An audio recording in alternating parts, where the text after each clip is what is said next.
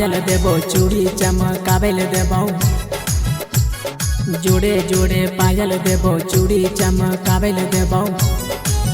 हे गे और तोरा कीन देबो कान वाला झूला गे। हे गई चल न घुमाई देबो पटना के मेला गे। हे गई चल न घुमाई देबो थावे के मेला गे। जोड़े जोड़े पायल देबो चूड़ी चमकावेल देबो, जोड़े जोड़े पायल देबो चूड़ी चमकावेल देबो।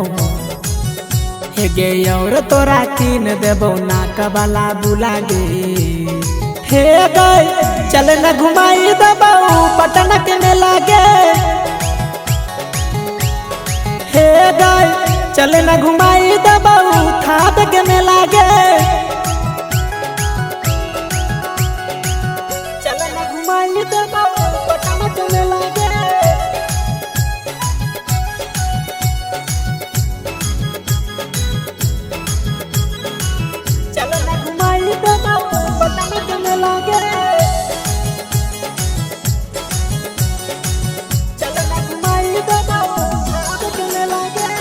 दुर्गा माई के दर्शन करबई दोनों मिलिया के लागी।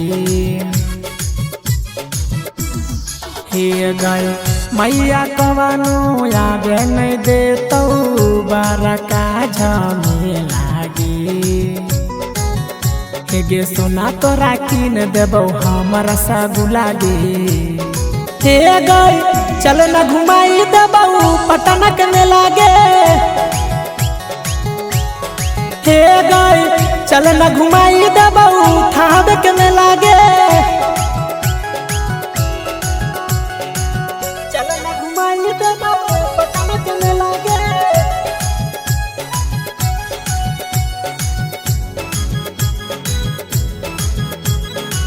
चल न घुमाई देबो पटना के मेला गे। चल न घुमाई देबो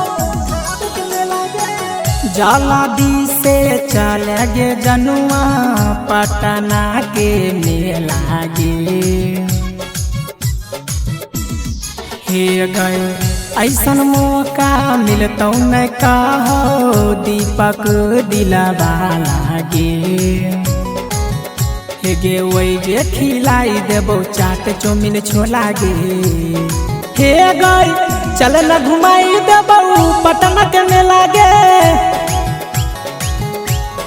हाँ हाँ चल न घुमाई देबो थावे के मेला गे।